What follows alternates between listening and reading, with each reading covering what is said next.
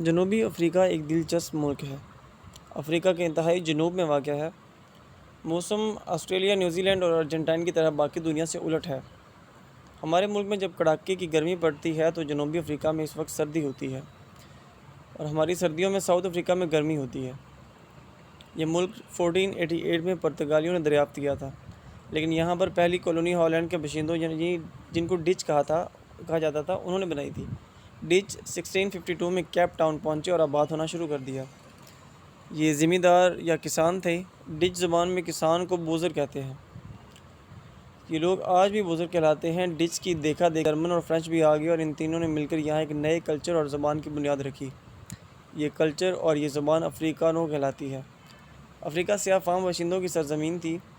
یہ لوگ 9 مختلف قبائل میں تقسیم تھے۔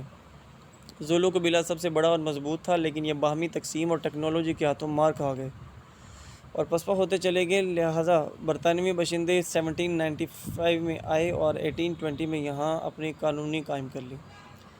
یہ اپنے ساتھ ملیشیا، انڈونیشیا اور تھائی لینڈ سے ہزاروں لوگ لے کر آئے تھے۔ یہ لوگ ملائی کہلانے لگے اور ملائی باشندوں نے مقامی سیاہ فام باشندوں کو کافر کہنا شروع کر دیا، اور 1850 میں ہندوستانی باشندے جنوبی افریقہ پہنچنے لگے۔ یہ لوگ ریلوے میں ملازم تھے، چنانچہ افریقانوں انہیں کلی کہنا شروع کر دیا۔ یہ القابات آج بھی جنوبی افریقہ میں مستعمل ہیں، تاہم کسی کو کافر، کلی یا بزر کہنا گالی سمجھا جاتا ہے اور اس کی 6 ماہ سزا ہے۔ جنوبی افریقہ میں ہندو اور مسلمان کاروبار پر چھائے ہوئے ہیں۔ سیاہ فام باشندے کاروبار کی صلاحیت سے محروم ہیں، چنانچہ یہ دنیا کا واحد ملک ہے جس میں پاکستان، بنگلہ دیش یا بھارت سے نوجوان سرحد پار کر کے پہنچتے ہیں، چھوٹی سی دکان کھولتے ہیں اور 2-3 مقامی لوگوں کو ملازم رکھتے ہیں اور مالک بن کر بیٹھ جاتے ہیں۔ پاکستانی یہاں خوش دل حال بھی ہیں اور مطمئن بھی۔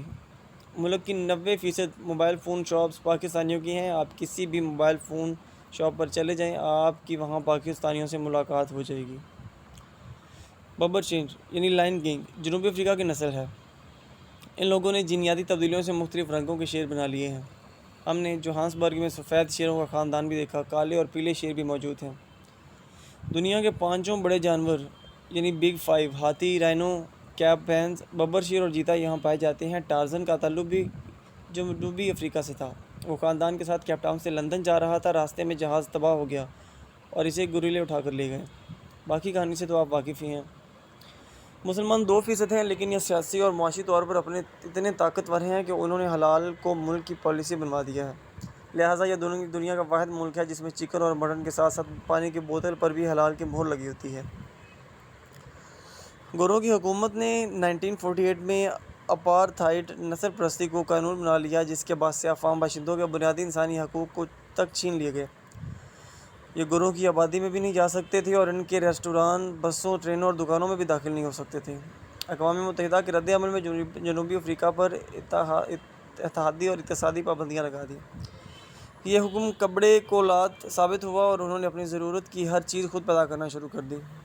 یہ لوگ خوراک، فروٹس اور صنعت میں بھی خود کفیل ہو گئے اور انہوں نے کوئلے سے پٹرول اور ڈیزل بھی خود بنانا شروع کر دیا۔ یہ آج بھی اقتصادی لحاظ سے خود کفیل ہیں۔ یہاں صرف 2 کلاسیں ہیں، اپر کلاس یا پھر لوئر کلاس۔ مڈل کلاس سرے سے موجود ہی نہیں ہے۔ آپ ساؤتھ افریقہ میں امیر ہوں گے یا پھر انتہائی غریب۔ ملک کا سٹینڈرڈ یورپی ہے۔ پودے ملک میں بڑی بڑی ہائی ویز، ہوٹلز، ریستوران، ایئر لائنز، منڈیاں، کانے اور ایکڑوں پر محیط ولاز ہیں۔ یہ تمام سہولتیں یورپ کے مقابلے میں سستی ہیں، چنانچہ آزادی کے بعد جو بھی گورے اپنے ملکوں میں وہ دوبارہ واپس آ گئے۔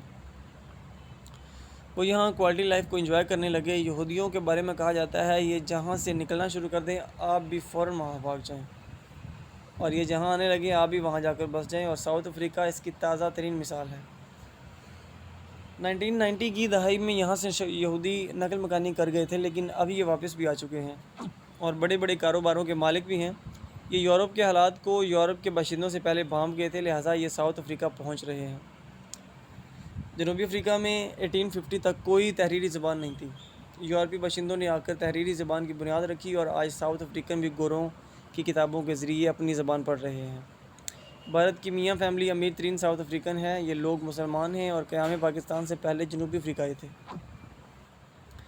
یہ لاتعداد کاروبار کر رہے ہیں، مگر گوشت کے کاروبار پر ان کی مناپلی ہے۔ جوہانسبرگ سے پریٹوریا کے درمیان 22 کلومیٹر تک پھیلا رقبہ ان کی ملکیت تھا۔ اس پر اب اربوں ڈالر سے درجنوں ہاؤسنگ اسکیمیں بن چکی ہیں۔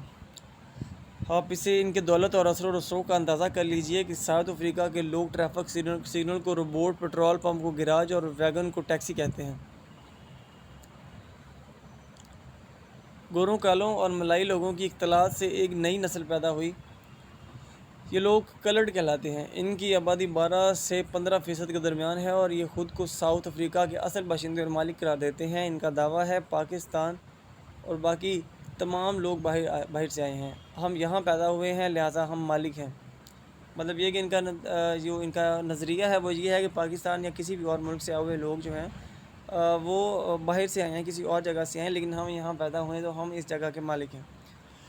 اپارتھائڈ کے زمانے میں قانون ہوتا تھا، ملک کا ہر کالا اپنے ہاتھ میں ایک ڈائری رکھے گا اور وہ اس ڈائری میں اپنی اس دن کی تمام مصروفیات لکھے گا۔ یہ ڈائری کالوں کی زندگی کا لازمی حصہ ہوتی تھی اور جو اس قانون کی خلاف ورزی کرتا تھا پولیس اسے تشدد کا نشانہ بھی بناتی تھی اور جیل میں بھی پھینک دیتی تھی۔ رابرٹ سوبوکے ساؤتھ افریقہ کا پہلا شخص تھا جس نے اس قانون سے انکار کیا۔ وہ 21 مارچ 1960 کو ڈائری کے بغیر گھر سے نکلا۔ پولیس نے اسے گرفتار کیا، یہ خبر پھیلی اور شہر کے تمام کالوں نے پولیس اسٹیشن کا گھیراؤ کر لیا۔ سوبوکے کو بعد ازاں رابن آئی لینڈ میں بند کر دیا گیا۔ اس کا سیل عام جیل سے باہر کتوں کے پنجروں کے درمیان تھا۔ سوبوکو کو برسوں میں اسی سیل میں رکھا گیا۔ وہ جیل کے دورانیہ میں کسی سے گفتگو نہیں کر سکا۔ سیل کے دائیں بائیں گارڈز کھڑے کیے جاتے تھے لیکن انہیں پابند کیا جاتا تھا، وہ سوبوکو سے بات نہیں کریں گے اور ایک دوسرے سے بھی مخاطب نہیں ہوں گے۔ یوں سوبوکو کے الفاظ کو ترس گیا۔ یہ خبر باہر نکلی تو احتجاج شروع ہو گیا۔ حکومت نے رد عمل میں اسے اخبار پڑھنے اور ریڈیو سننے کی اجازت دے دی، لیکن یہ رعایت خوفناک ثابت ہوئی۔ سوبوکو کے اب معلومات کا خزانہ تھا، اس کے پاس دنیا جہاں کی خبریں ہوتی تھیں، لیکن وہ کسی شخص کو یہ خبریں سنا نہیں سکتا تھا اور یہ خوفناک اذیت تھی، چنانچہ اس نے چند دن بعد ریڈیو سننا اور اخبار پڑھنا بند کر دیے۔ وہ روز خود کو کہتا تھا بے خبری دنیا کی سب سے بڑی نعمت ہے۔ مجھے رابن آئی لینڈ میں رابرٹ سوبوکے کا سیل دیکھنے کا اتفاق بھی ہوا۔ ساؤتھ افریقہ کے پاکستان کامیابی کی حیران کن داستانیں ہیں۔ ڈاکٹر کاشف مصطفیٰ کے گھر ایئر فورس کے ایک سابق آفیسر سے ملاقات ہوئی۔ وہ نوکری کے سلسلے میں زمبابوے آئے، ایئر فورس سے استعفیٰ دیا اور زمبابوے میں کاروبار شروع کر دیا۔ ارب پتی ہو گئے، لیکن جب زمبابوے میں ریسیشن آیا تو یہ ساؤتھ افریقہ آ گئے اور چند برسوں میں ملک کی سب سے بڑی ٹرانسپورٹ کمپنی کے مالک بن گئے۔ ہندوستانی مسلمانوں نے 1794 میں کیپ ٹاؤن میں پہلی مسجد بنائی تھی۔ وہاں اب سینکڑوں کی تعداد میں مسجدیں ہیں اور زیادہ تر پاکستانیوں کے زیر انتظام ہیں۔ پاکستان ایک دوسرے سے رابطہ بھی کر سکتے ہیں۔ ہر ویک اینڈ پر کسی نہ کسی خاندان میں دعوت ہوتی ہے اور پاکستان ایک دوسرے سے ملتے ہیں۔ سیاحت بڑی انڈسٹری ہے، پوری دنیا سے لوگ یہاں آتے ہیں اور انجوائے کرتے ہیں۔ شہر سے باہر سینکڑوں ایکڑ کے فارم ہیں اور گورے ان میں رہتے ہیں۔ سیاح فام مہذب اور خدمت گزار ہیں، جسمانی کاموں کے ایکسپرٹ ہیں لیکن دماغی کاموں سے مکمل طور پر فارغ ہیں۔ سیکیورٹی اور چوری چکاری کی وارداتیں بھی ہوتی ہیں، لہذا ہر گھر میں گرل اور سیفٹی وائر لگائی گئی ہے۔ لوگ شام کے بعد گھروں سے نہیں نکلتے، ریسٹورانوں میں کھانے کی روایت ہے۔ لوگ ہفتے میں کم از کم ایک دن باہر کھانا ضرور کھاتے ہیں۔ اولیاء اللہ اور بزرگوں کے مزارات کو کرامت کہتے ہیں۔ ہمیں کیپ ٹاؤن میں درجنوں کرامتوں پر جانے کا اتفاق ہوا۔ پاسپورٹ اور شہریت مشکل سے ملتی ہے لیکن حکومت غیر قانونی رہائش پر اعتراض نہیں کرتی، چنانچہ ہر سال لاکھوں لوگ غیر قانونی طریقوں سے ساؤتھ افریقہ آتے ہیں اور کاروبار شروع کر دیتے ہیں۔ پاکستانی زیادہ تر غیر قانونی ہیں، یہ زمبابوے کے ذریعے ساؤتھ افریقہ میں داخل ہوتے ہیں اور جلد ہی اپنی جگہ بنا لیتے ہیں۔ بہرحال قصہ مختصر، ساؤتھ افریقہ ایک دلچسپ ملک ہے اور آپ اگر افورڈ کر سکتے ہیں تو آپ کو بالکل اس کو وزٹ کرنا چاہیے۔